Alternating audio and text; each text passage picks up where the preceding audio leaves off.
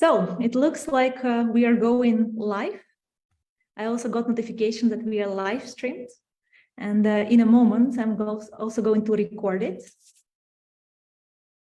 Now we all know that recording is in progress. So good evening, everyone.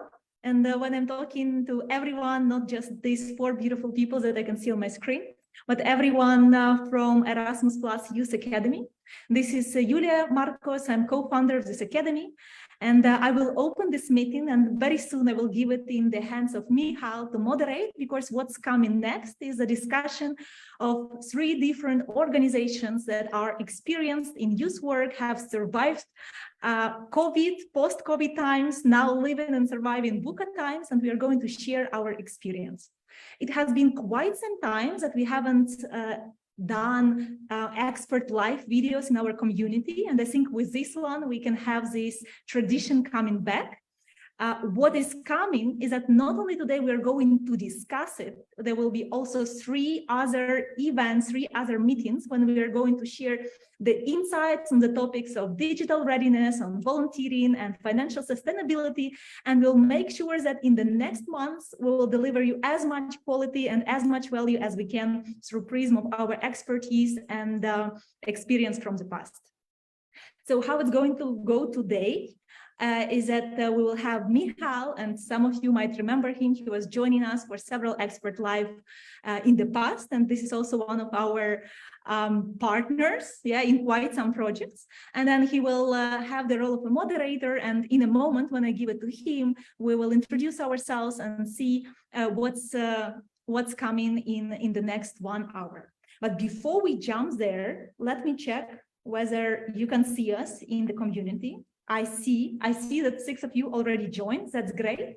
And before we start the discussion itself, please, as always, tell us in comments where you're watching us from, because the beauty of this community is that it unites people from all over Europe and beyond. So let us know in comments where you're from. And on this note, Michal, I'm just passing it to you, and let's start it. Thank you, Julia, for such warm welcoming.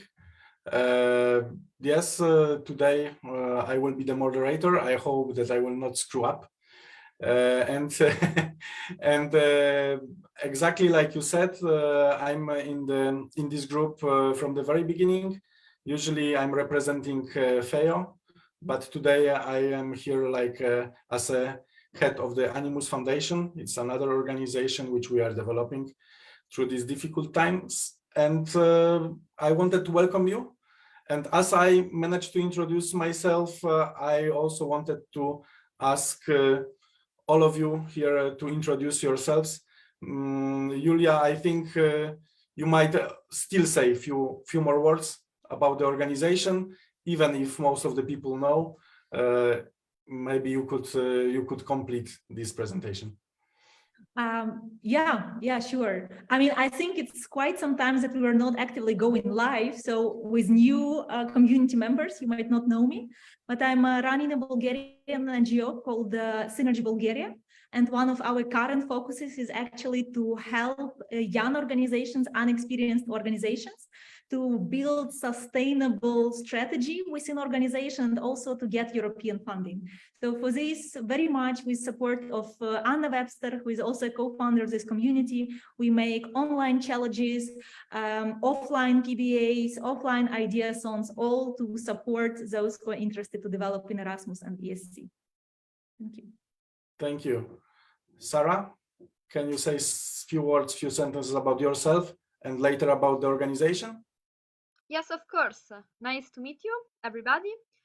I'm Sarah from Italy. I'm a European project coordinator of Lorma. Lorma is an NGO based in Milano.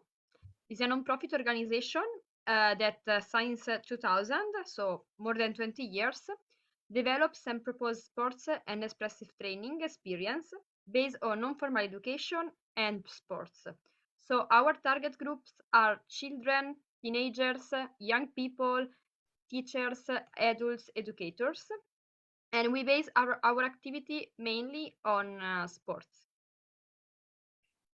Okay, thank you very much. I also remember from our previous meetings that you personally and the LORMA's organization are based on the volunteering projects and also volunteering work. So I guess we will come back to the volunteering topic a little bit later. And now I wanted to ask Katerina also to present herself and organization. Hello, everyone. My name is Katerina, and I am representative of Animos Foundation also in this meeting. And usually my work connect with help to people and to organization, to community, be sustainable. And how it take balance between some other field of the life. So that's why I'm here and also work in the project Comres, Community Resilience. We work together with all of you, so I wish good luck us. Okay, thank you very much. So you mentioned, Katarina, you already mentioned the name of the project, which is Community Resilience. And this is actually very connected with the first question I wanted to ask. What means resilience? What means resilience for you? And maybe this time, yeah, Julia already, I see, almost raised her hand. So in this case, I have no choice. Julia. Next time I will go with a hand this way. Yeah, to tell the truth, for me, it's such a burning and hot topic that I think I can talk about resilience for hours. But in short, this is the ability to bounce back from unwanted and unpleasant events. Yeah, and this is when I talk about myself and when I talk about organization, because in the last 2-3 years, we have seen unprecedented volatility and all this complex world and ambiguity. Yeah, and as an NGO leader, I understood and I witnessed that we need to change a lot without getting attached to the result and to acknowledge that old strategies simply don't work. Yeah, we need to reinvent ourselves. We need to reconsider partners, target groups that we want to work with, and to find new strategies to communicate and actually sustain organization. Okay, so just to summarize, for you, it's like to react positively on some unwanted events. Something like that.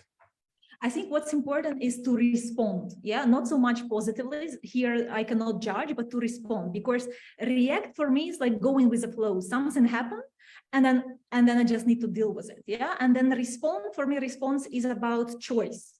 So something happened, and now I'm taking an active choice of what do I do next. Okay. Thank you. So maybe Katerina this time.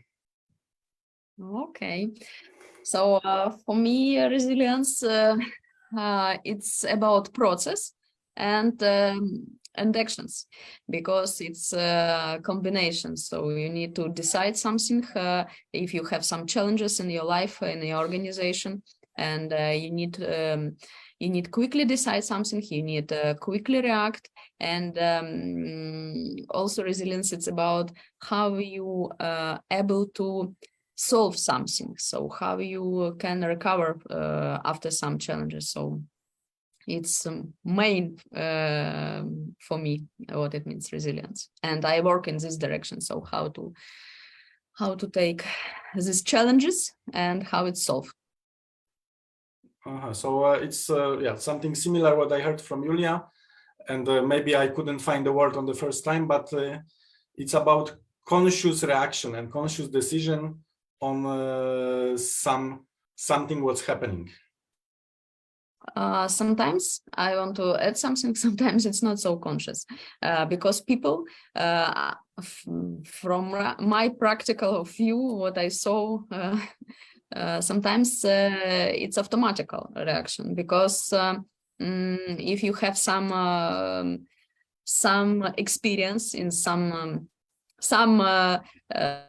topics, I mean some directions of challenges, so you have opportunity to react almost automatically. So for example, if we speak about this pandemic situation, I think next, if I hope it's never a repeat, but if something similar possible to happen, I think some of us know how to react, and this reaction will be almost automatically because we know how we can solve this situation. It's like a habit, more or less. So if you repeat some action, it's for person it's like a habit. So for organizations also, if you have some ability to solve something one time, second time, third time, and 10th or something other time, so you can solve it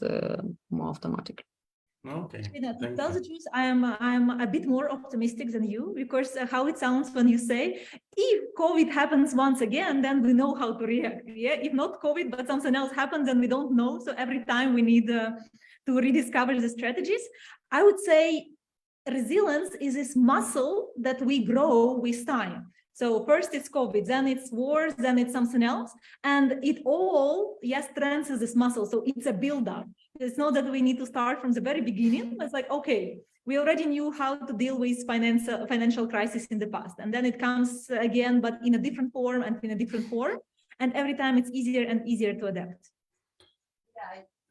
I totally agree with you. So, but in the beginning, it's as we told together. So it's basement for this. It's like a habit, like what we know already. So if you don't know something, unfortunately, it's not any muscles can't so build. Okay, and what for me, what you are saying, what both you are saying, it's little bit similar with the concept of the team development. Like there is a team which do something and it grows and grows, but it grows until the first failure. And then there is a question if they will raise up after the failure or they will fade totally. Yeah.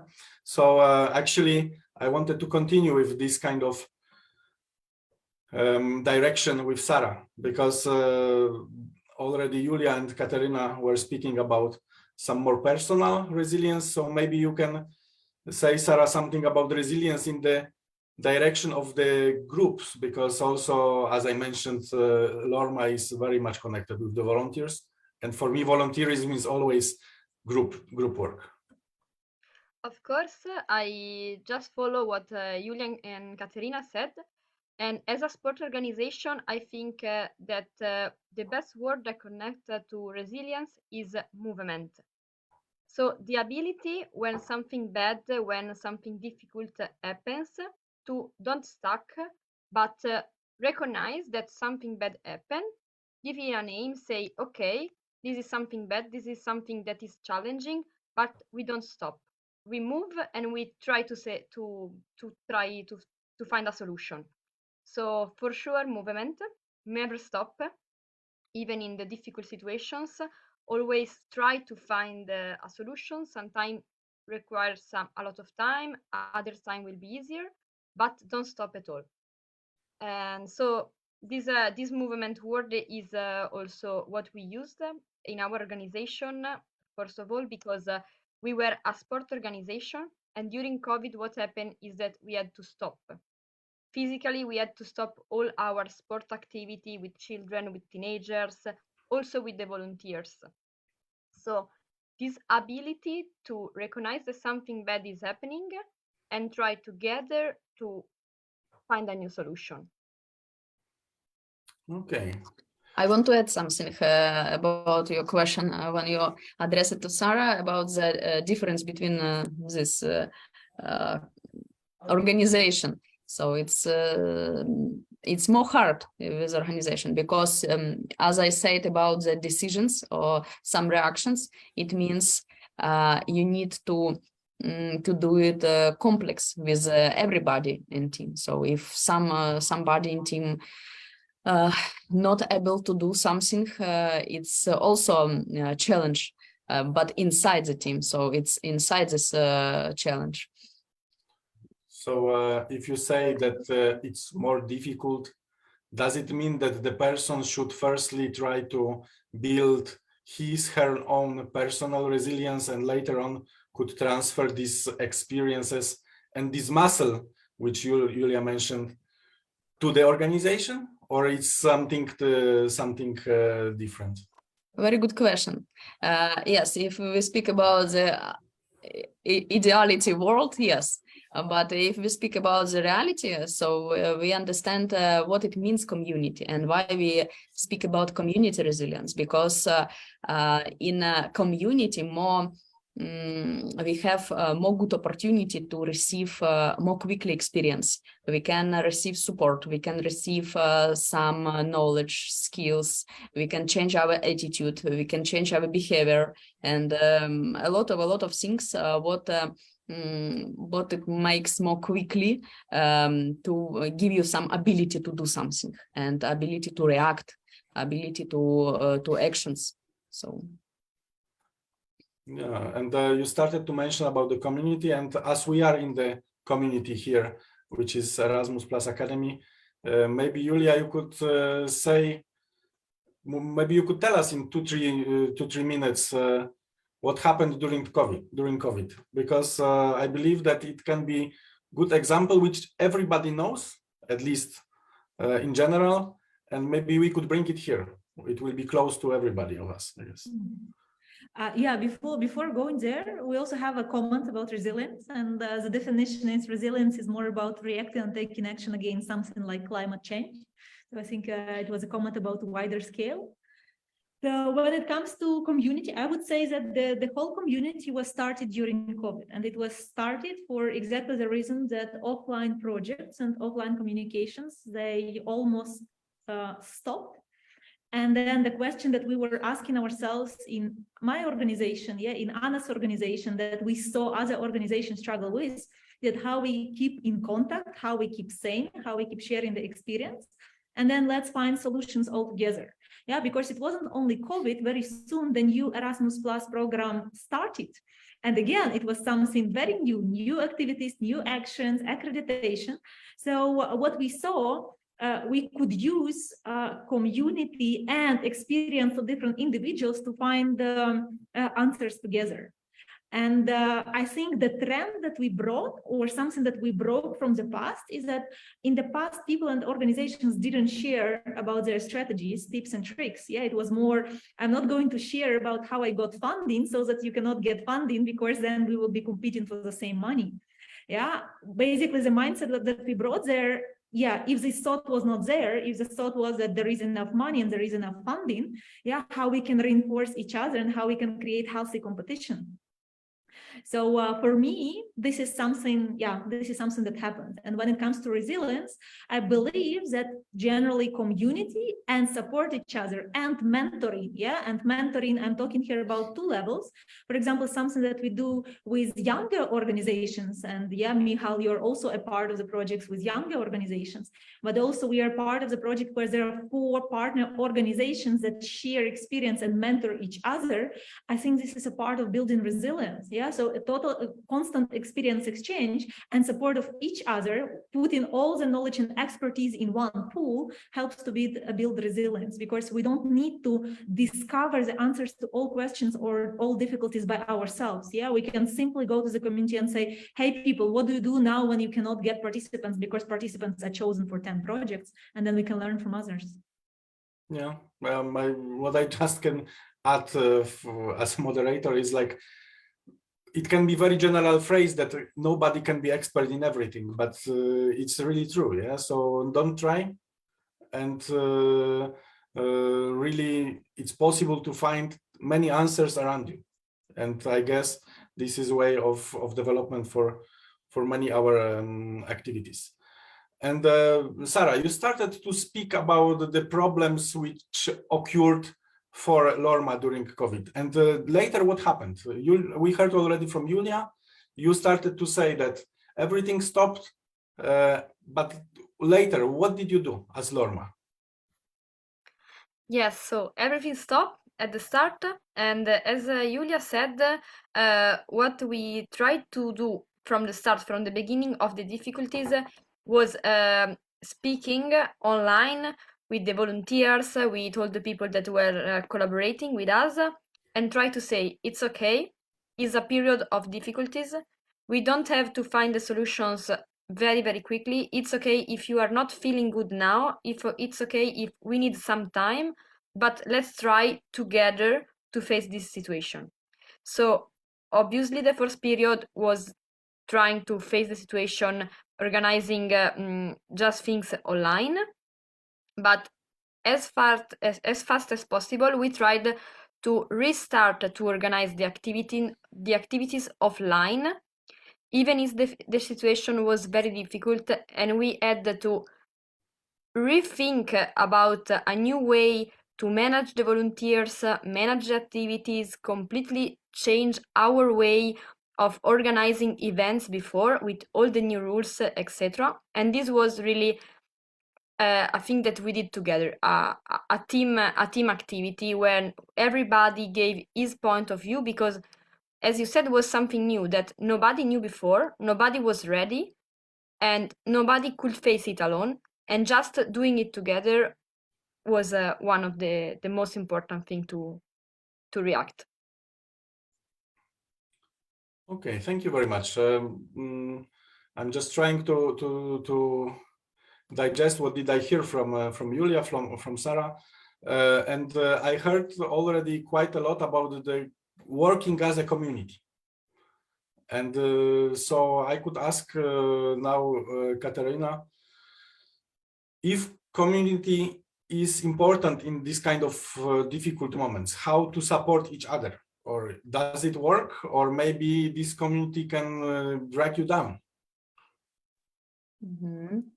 Also good question. So yeah, of course, as I said before, so basic level, it's everybody in community understand their roles, their abilities, they know what is the difficulties on the personal level they have, and they ask.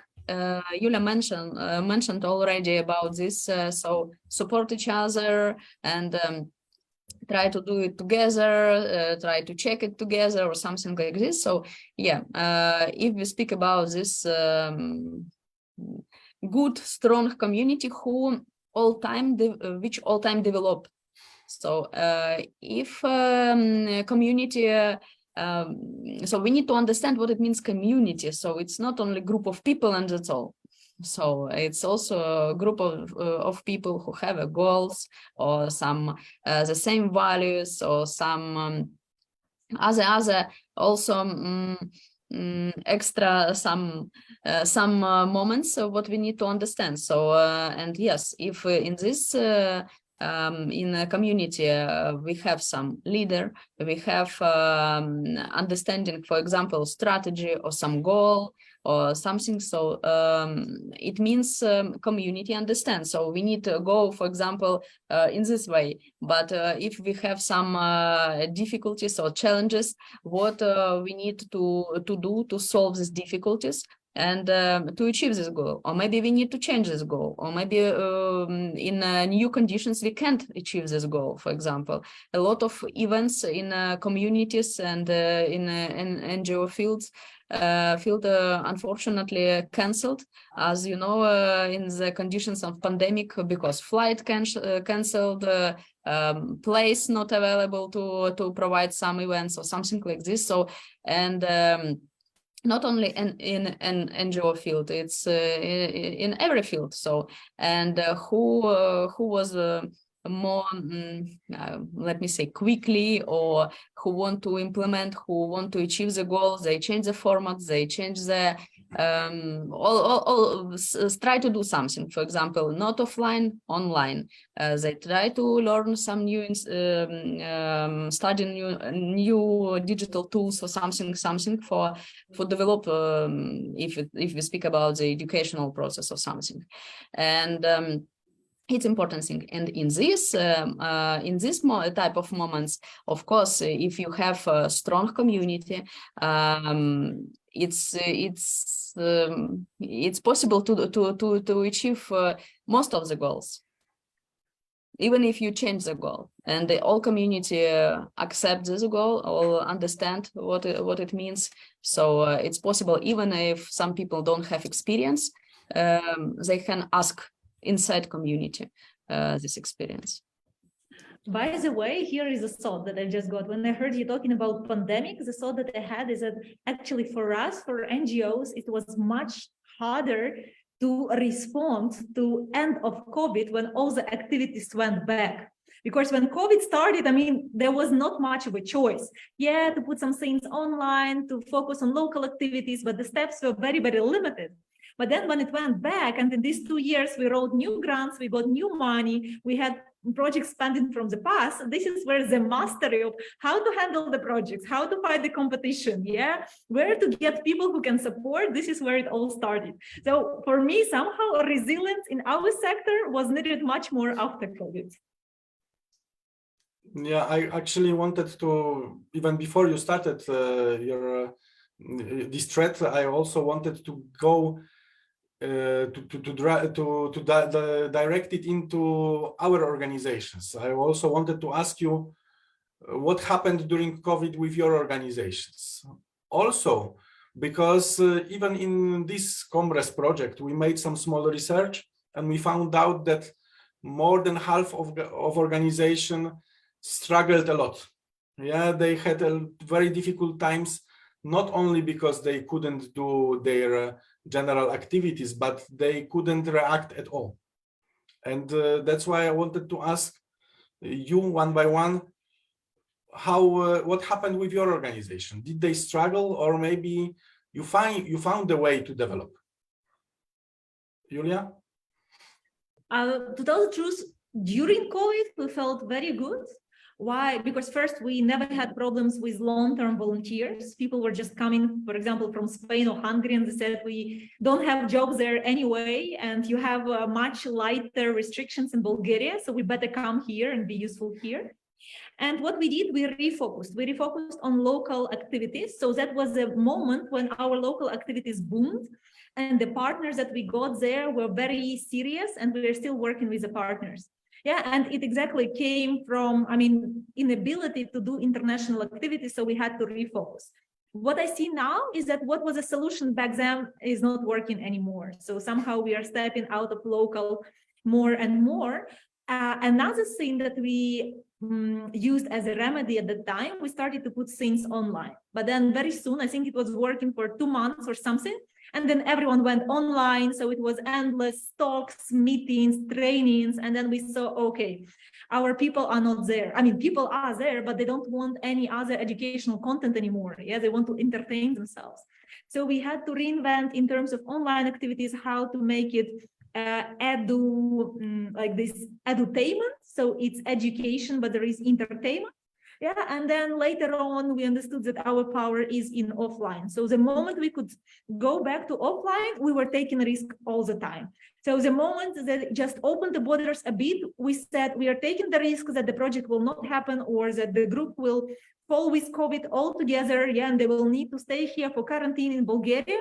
And that summer, when the project started, so it was 1 year ago, in one summer, we made 4 projects happen, yeah, three. It was a lot of risk, but we went for it. And I think for us, it was very, very, very good. So yeah, focusing on offline once it was back and available, that was a good option. Yeah, yeah, from what I mainly heard was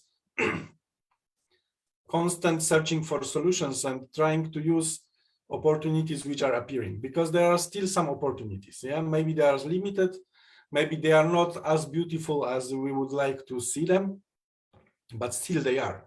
And what I heard also in my local level, sometimes it was really, I would say, dragging me down, because as you mentioned, you were trying to find new partnerships, and also we tried to do some projects, and from very, very local organizations, what we heard many times was, we are waiting for the end of COVID.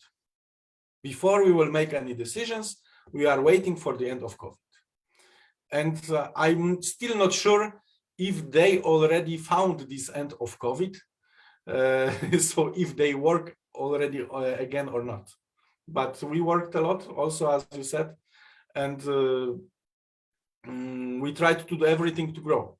Also, I can just give example from this, my second organization from FEO. We started COVID with 3 people and we finished with 10. Yeah, so it was no time for stop. It was just a time for development. Yeah, totally true. Totally true. And basically for us, it also gave the opportunity to start this community. Yeah, because exactly everyone was in the same situation. So there was an opening for online. I'm not sure how much online was popular before that. Yeah, not just check opportunities and making a call, but spend some time, yeah, in communities, going for these lives and watching lives and going for the posts and commenting on it, giving each other suggestions. Yeah. So for sure, I mean, opportunities were there. I think the mastery was to refocus. So, okay, if these doors of opportunities are now closed, yeah, where is this open door? And then for those who found, it was plus, plus, plus. Okay, Katerina, you are also a psychologist, and also I wanted to continue the topic which Julia started, because Julia, you said about edutainment, entertainment, spending time together online, and also even I had one or two situations like that with my friends, I don't know, from all over Europe or and so on. We spent some time online for the, I don't know, New Year's Eve together, or I don't know, spend the birthday together online. Is it also one of the ways? Does it work really, or this offline contact and offline communication is something what is so much better that these online unofficial meetings are? I mean, the question is if these online meetings are something good, or better to do offline with any possible way. Okay, I can answer from from this perspective. For example, we have a pen, yeah, so it's pen for writing, yes, but sometimes I use it for writing, and sometimes I put it in the middle of my notebook, because it's more helpful in that moment than I write. And in the same situation with every tool.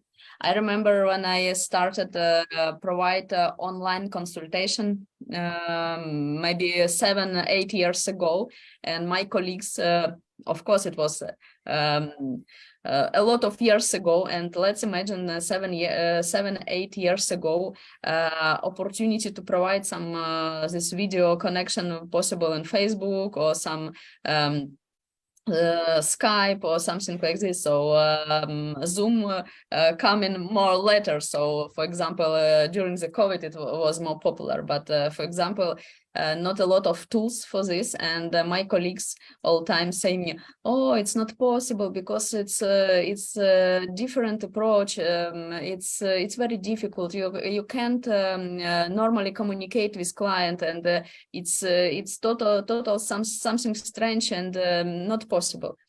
But it's depend on the first of all professionalism and your attitude, what you want to achieve, and both of the, I mean, psychologist and client in this case. But if we speak about the in NGO field, in the same situation, and yes, I also even I participate also in birthday party, Christmas party online during the COVID or something like this, and it was very good tool for support each other, because in that hard period, sometimes not possible to travel safety, for example, or something like this, or even not possible to do it because some transportation not possible. So if you remember Easter during this period, or some other celebration, depend on the country. So it was very hard because it's very unusual. And as I said in the beginning of our meeting about the habits, because we have some habits, and it's like example with pen. So usually people think it's only for writing, but if you understand how you can do with this thing something else, it's more good for you. As Yulia said, if you very quickly react to some situation and choose some new way, it's opportunity. As you said, you start with 3 people and finish with 9 people. So in the same period, in the same conditions, but not every organization in Poland finish with this such as results. So, and we need to understand which tools you use. So some of organization not use these tools, and you use these tools, and that's why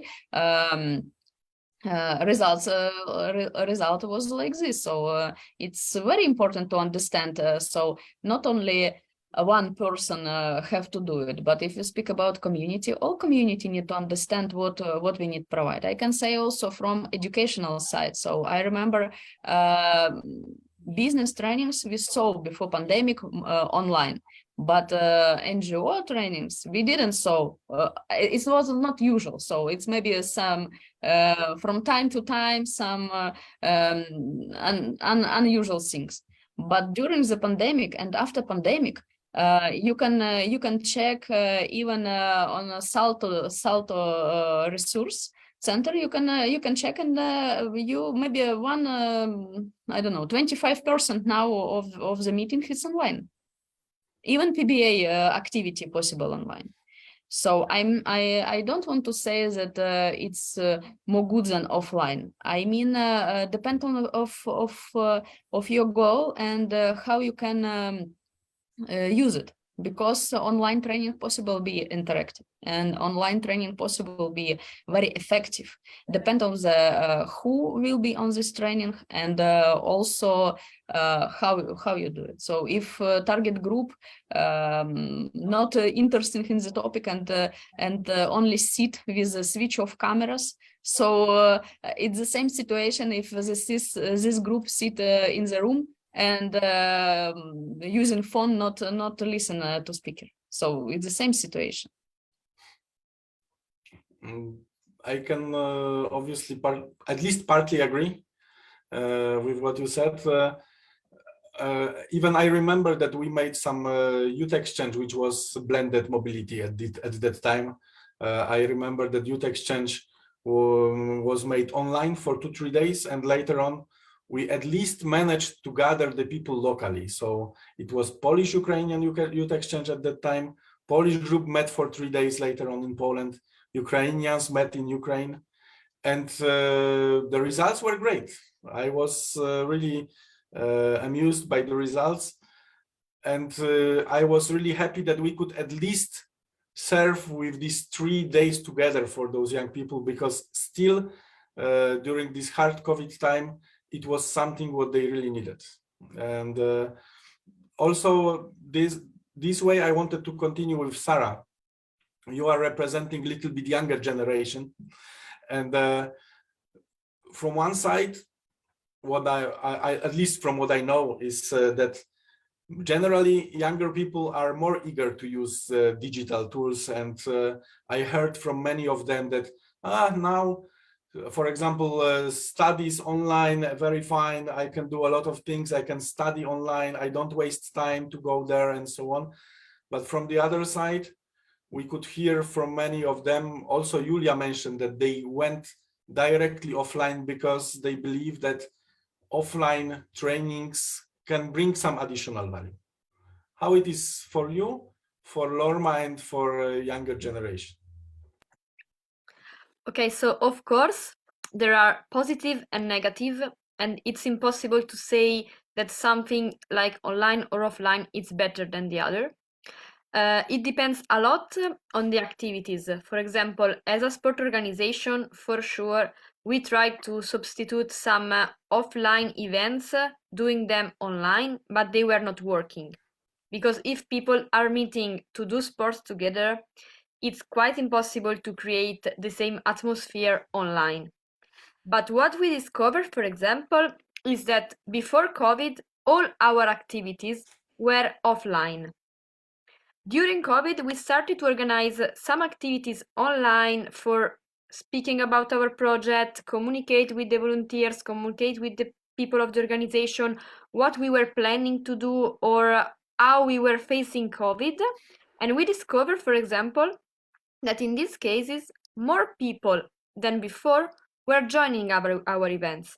Because if before COVID we were, for example, organizing an event of 1 or 2 hours in the evening in our office, in our venue, a lot of people were not joining for logical problems because they didn't have time, etc. Organizing these events online made a lot of people think about, okay, this evening I'm home, maybe I can connect while I'm coming home from work, etc.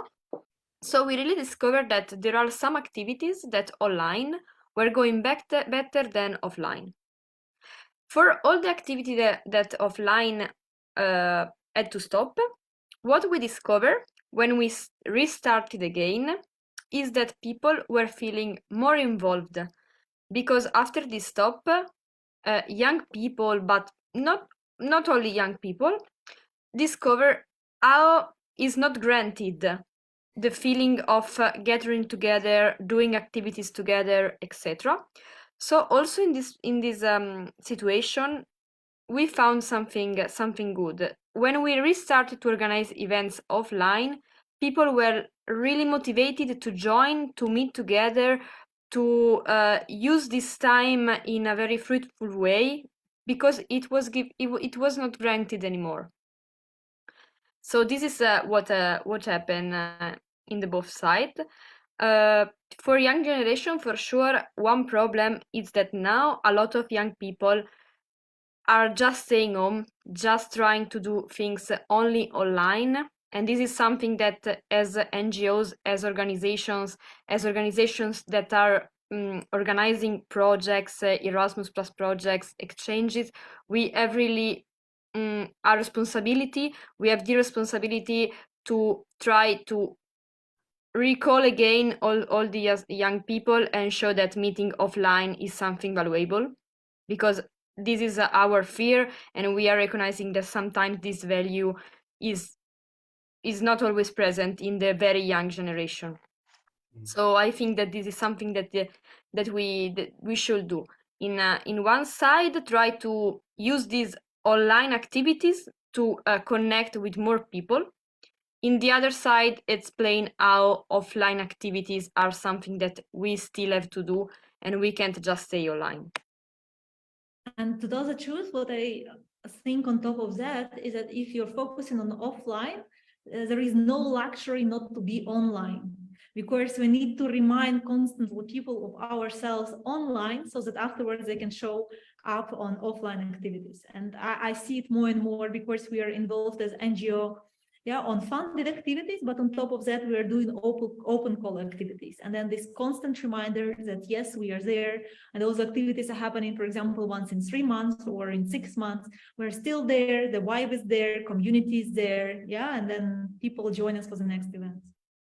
I want to add something, because we also can see from inclusion side, because, for example, when pandemic start, a lot of these topics, for example, if we speak about the young people from or people from rural area, or some other opportunities, I mean, for example, difficulties with logistics or something like this, so we can speak in that period. A lot of people understand we in the same position, and we have the same tools. So, and now I think after this challenge, let me say finishing, I hope so. We can see, even, for example, our time in this time, and our event today, it's also a good example, because we do it with 3 partners in 3 countries. But for example, we can share, we have opportunity, we understand the tools, we already know how it's work, and we can share it with more people in more countries. Because, for example, if you speak about the panel discussion or training in Poland or in Italy or in Bulgaria, not everybody from every country can join. So, but if somebody interested in this topic, it's possible when we use digital tools. We heard here already quite several stories about how you reacted, how the organizations reacted mainly on COVID, because this project was written during the COVID, and it was the main issue which we were trying to tackle. But maybe you can give some practical advices to the people who are listening to us today and watching us today. Maybe some tips how to train resilience, how to build it. Firstly, maybe on the personal level, what to do to be better prepared for this kind of unpleasant events. I'm waiting for the volunteer here. I should say, Katerina, I think this is your topic, personal resilience. You go first.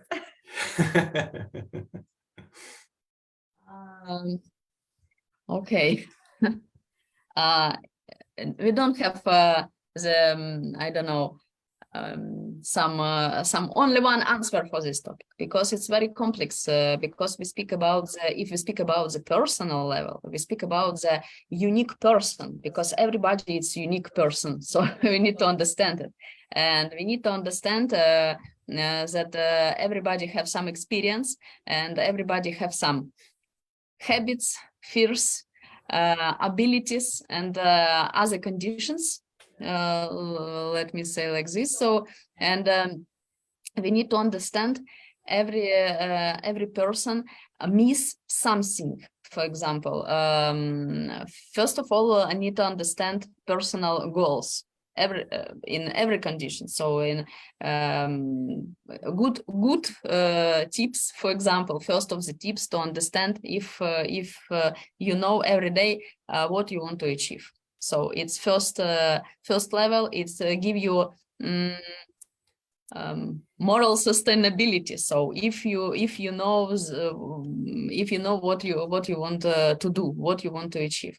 Also, why we speak about habits in the psychology world, we need to understand these habits can support us and can disturb us. So, and that's why we need all time check our habits. So, because we need to change sometimes habits.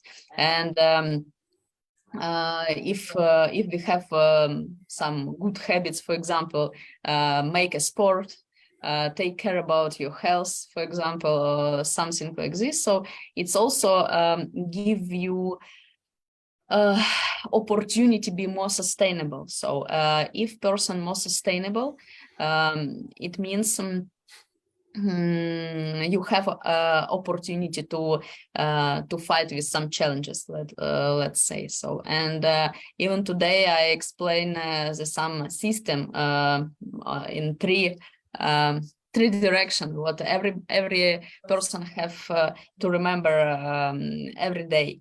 So every day need to include three things. First thing is health. You all time need to care about your health, about your body.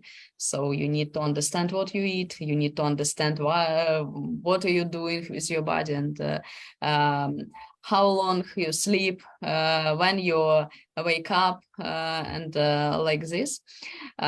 Second thing, it's job, work, professional actions, what you want to do with professional life. And third thing, it's community. What do you think, what do you do with your community, how you speak with people around you, so how you support, and maybe you need support, maybe you can you have ability to support somebody, because it's all time road with two ways.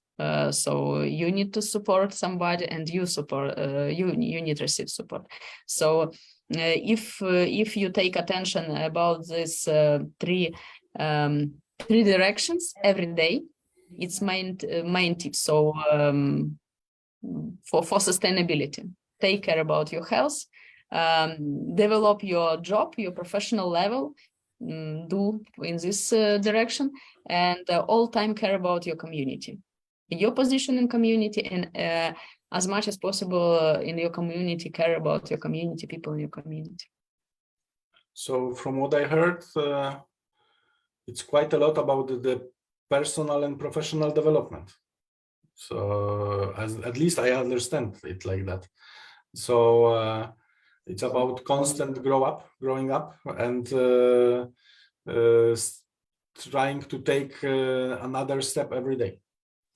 Yes, because if we speak about the personal level, our work and what we do, for example, NGO activists, if you're professional worker in NGO, youth worker or some other type of work in NGO field, you do it every day. It's your usual life, it's your usual routine. And if you do the same thing 20 years, it's not make you super sustainable, if be honest. So you all time need to improve your professional level.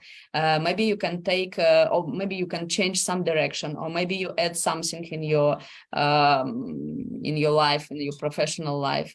Maybe you want to take new education or something like this. So you all time develop.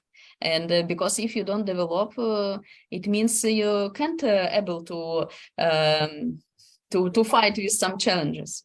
It's not possible. It looks like it's possible, but unfortunately, as you mentioned before about the challenges in the organization, so some organization can't do anything during pandemic, but have the same conditions, and maybe some of them have more good conditions than every of us who here.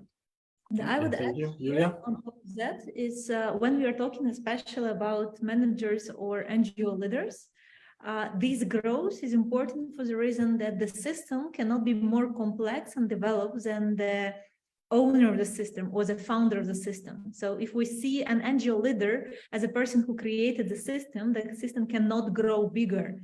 Yeah, which brings us that personal development here. I think when we talk about resilience, emotional intelligence, is very, very much connected. So this is something that should be of a constant focus. And from my previous experience in Ukrainian business school, we had two departments. So there was an MBA, executive MBA for top managers, and there was presidential MBA for business owners. What was interesting there, and what I want to bring here, is that for business owners, it was a totally different program. Yeah, the whole idea was to take a person out of operations and then to be a visionary and to have an overview on what is happening, so this person can reinvent or correct the system. And for me, it applies to NGOs also a lot. Yeah, the person or the manager or NGO leader who is constantly developing and growing, can see the system from above and can bring changes into the system, and changes in terms of what is the strategy or who is in the team or what are the next activities. But connected to it, one of things that I find very important, and something also that Katarina mentioned, is to have a vision. Yeah, to have a vision and knowing the outcome, because shit will happen, that's for sure. Yeah, and it's a very different story. I go to the office, or me personally, I invest much more time than 8 hours per day into the organization, 10, 12, 14. Yeah, when in the trainings, it can be 14, 16 hours per day. And then if I do it to have my living and to earn money, and then something happens, I mean, there is no motivation, there is no drive.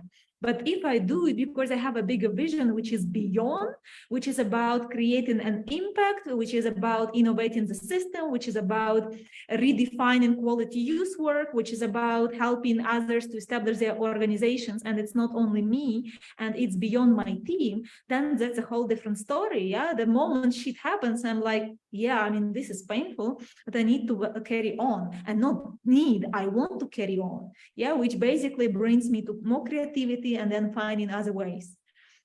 And another thing for me is when it comes to personal level, find support. Yeah, find support Katerina mentioned, I see that support can be very different from, I don't know, going to psychologist or having a coach or having a mentor, to having a community, to having mastermind sessions, to establishing, I don't know, like your own community of exchange, to going and hiring professionals, but support should be there because things will be shaken. And we are social beings. We are not designed to survive on our own. It's about how we can find support, not only from within but in outside. I want to add also what Julia said about the leaders of community, because it's very connect with personal level. That's why we speak about the development. If leader of community on personal level not develop, leader, and now I want to take attention who listen us now. I have bad news for you. Your community will crushed. Because if leader not develop and some of a community won't develop, you will see the situation when you can't cover expectation from members of your community. It's need to understand also. And if for members of community they don't see strong leader, unfortunately, its community go down. So it's need to understand. And person by person, during the COVID, it was very visible, because when leaders stopped develop and community start crashing, and person by person, people go to from NGO to NGO, for example, if we speak about the NGO field, from some company to some company, because any development and every person won't develop. It's our nature. So what we do in community, in our private life, every time we need to go in the one step and forward. So it's all time. Okay, Sarah, we already we allowed Katerina and Julia say a lot about this personal level of resilience, and also about some examples, about some tips. Maybe I could ask you something more about the organizational resilience. Maybe there are also some hints which you already experienced in Lorma, or maybe from yourself you could also give us some, at least few examples of good practices in the field of organizational resilience. Yes, of course. Connecting to what Katerina was saying, remember that for sure you are the leader of yourself before that the leader of the community. And as we were speaking about the personal level, you have to take care of yourself in the exactly same condition you have to take care of your organization, as it is really part of your life. So try to remember every day that the organizations will stop if you stop. So the resilience of the organizations is not something related to organization, something outside you, but depends on the people that are working there. So this is the first important point. All the people that are working, volunteering in the organizations have to really understand and recognize that the resilience and the sustainability of the organization depends on them and not someone else and not the situations, and there are no excuses. And the leader in this part, this is what happened also in the organization, has an important role.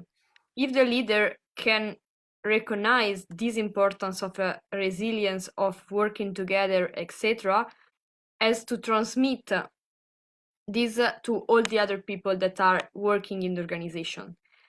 If you try as a leader of the organization to work alone, and you can't create around you this feeling that everybody, every member of the community, every member of the organization have to work together, the organization will stop.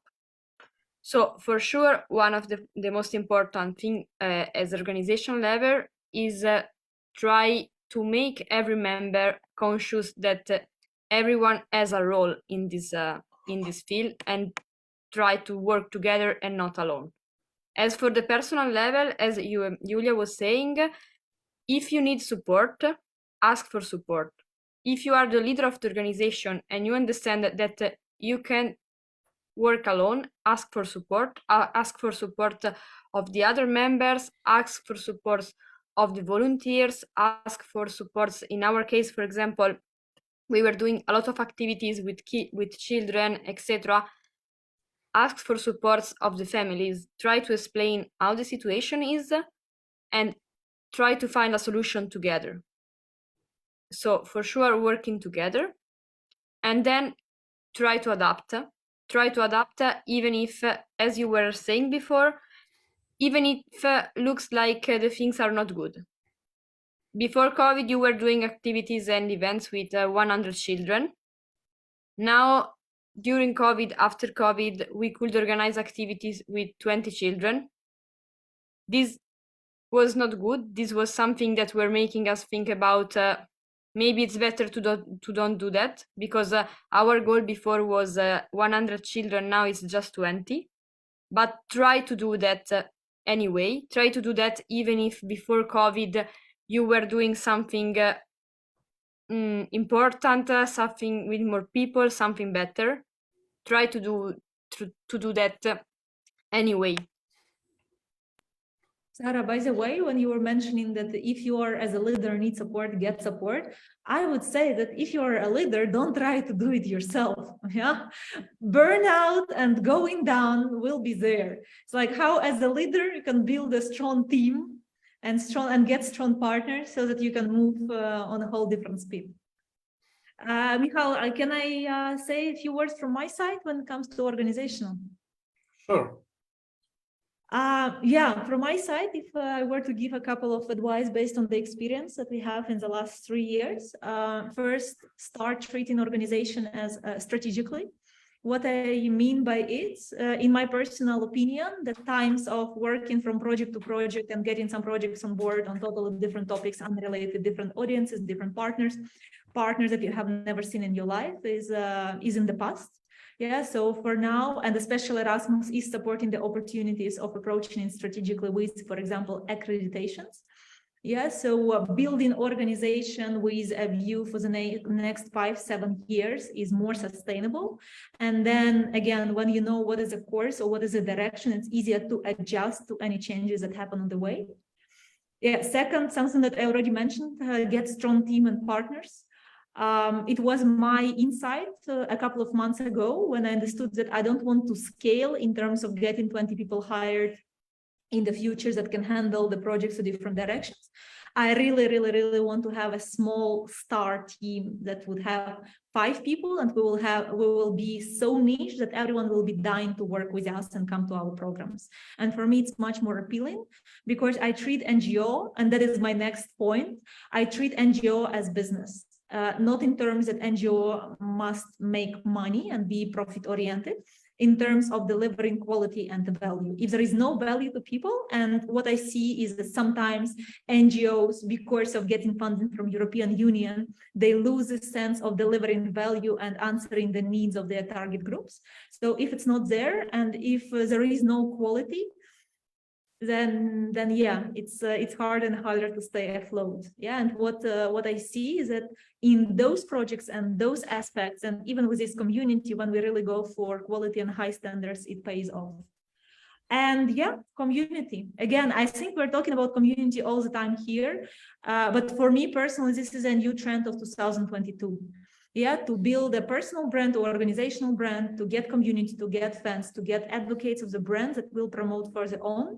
Because going on the open market and then going there every time with every project, with every idea is just too energy consuming. Yeah, it's for me, it's a better strategy to to invest energy into building and developing this relationship, both with audience and with partners, than to start from scratch every time. And I also want to add something to girls, because for NGO field, we need to understand, and for every community, doesn't matter, it's family or organization or student, some community. We need to understand first tips for community, it's communication. Because as Sarah said, ask us support. Sometimes people can't speak about support. They can't ask even, so they can't formulate the sentence. And a lot of reasons, different reasons, but one of the reasons is communication skill. So, and also about the goal, when Yulia said, so vision, yes, so about community.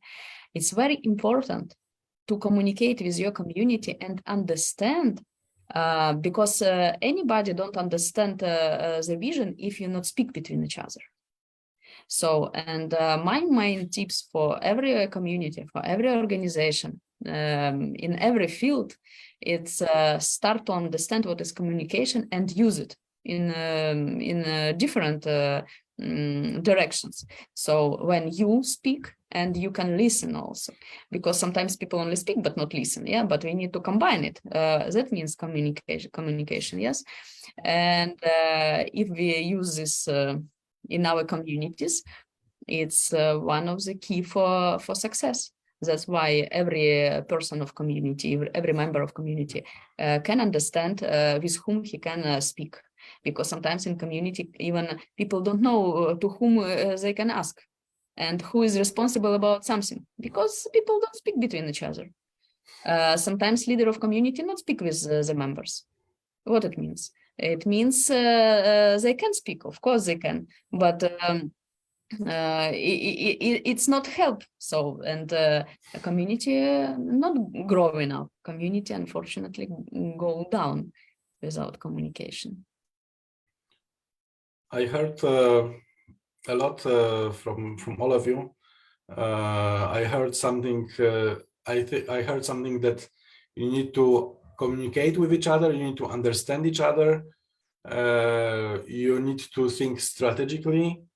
And in this case, about if I hear something about strategy or organization, always this understanding of the common goals, mission, vision comes to my mind. And when I hear all of these terms, and one more fancy term comes to my mind, which is common understanding. This term we are mainly using in the educational courses, but here also I think it fits a lot. Yeah, and that, for example, COVID happened, and everybody could see this COVID, but for every member of the team, it means something different. And this communication, common vision, common goals, can merge this team together and can allow it to grow again. But there are many examples of the lack of common understanding. Even there are some terms in youth work. All of us are youth workers, and sometimes even in this international environment, when we ask somebody what means competence, we can hear many answers. And I believe that first of all, when something happens, this discussion, understanding what happened for everybody, and then common decision, what is the first step at least, can at least start this process, which Katarina mentioned in the beginning, process of getting forward. This was a small summary from my side, and maybe I could ask each of you for summarization of this small start of the resilience topic for today. I can start. So Of course you can. yeah, and first of all, care about yourself. It's first tips, and if you will happy as a person, you can more successful in community. You have opportunity to support, to receive support, to give support. You can be effective, and you can create your community also if it's needed.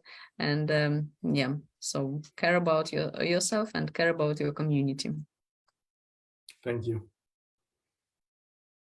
From my side, the world will not get less complicated. So if someone hopes that COVID is over and we can go back to old strategies, no, it's not going to work.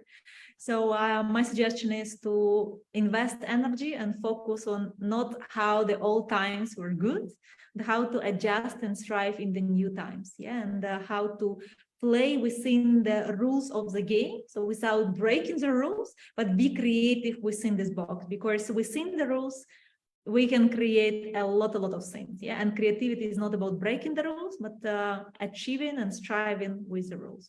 Let's just adjust and find it. Yeah, there is only one stable thing, that the rules are changing all the time. Yeah. And Sarah? Yes, exactly. And you have to accept that these rules are changing. Accept when something negative is happening. Recognize it. Maybe stop for a moment, but then decide to move on, and never stop again. So resilience for us is that continues to move, even if it's difficult, even if is not as the situation is not as we want. There is something we don't like. Always move, and in this movement, as we said a lot of times today, ask for support and remember that together things somehow will continue to work out, will continue to fix. Okay, thank you. In the meantime, we received also some greetings from Lesotho. This is very, very nice that not only European organizations and European members are watching us today. And to finalize this discussion today, I also wanted to invite everybody, and I think Julia will help me with this, for the next meetings, because this is just the first meeting. We planned 4 of them. I think you mentioned, Julia, before that they will happen every week. I think every Thursday, 6 Yeah, p.m. we are keeping the Isn't day. it? We are keeping the day, and we are keeping the time. So it will happen every Thursday at 6 p.m. Central European time. And then next time, the topic we are going to cover is digital readiness of NGOs. And I hope to get also Anna there on board, which is who is very much into this topic, into digital transformation and media, and that we can have together with her the discussion, but also sharing the tools and strategies and questions on how to ensure your resilience through being present online, and how to change the messaging and activities and to adjust them to new digital era. Yeah, indeed, digital readiness is a very wide topic, very much connected with COVID, but even if maybe COVID is finishing, digital readiness and digital and usage of the digital tools will not finish.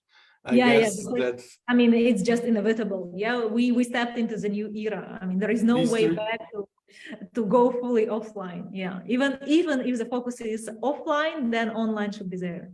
Yeah, this river was crossed already, and I guess we will just go forward. Yeah, there is no point of return.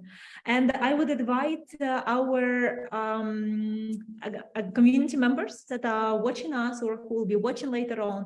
Actually, you mentioned Lesotho. I also see Poland and Spain in comments. Yeah, guys, support us. Tell us, drop one line, which thought or idea or takeaway you are getting from this discussion. Yeah, for yourself, for your personal resilience or organizational resilience. In this way, we'll also see where your focus is, what's important for you, and we can develop it further on in a series of workshops or Facebook Lives that we are preparing for you within this partnership, within this consortium and our project, which is called Comres. Exactly. This is a good point, because you need to know that those webinars are not only educational sources which we are preparing for you. So I hope that it will be useful. Together with our thoughts, you will also receive some educational pill. So I'm crossing fingers for everybody to get more resilient, because this is what all of us will need. Great, thank you. And Michal, thanks for moderating this meeting. Thank you. And for adjusting to our different styles and different experience, and finding the approach to each of us. And from my side, also girls, for joining, finding it important enough, and finding your time and energy to invest in this community and in this Facebook Live. Thank you.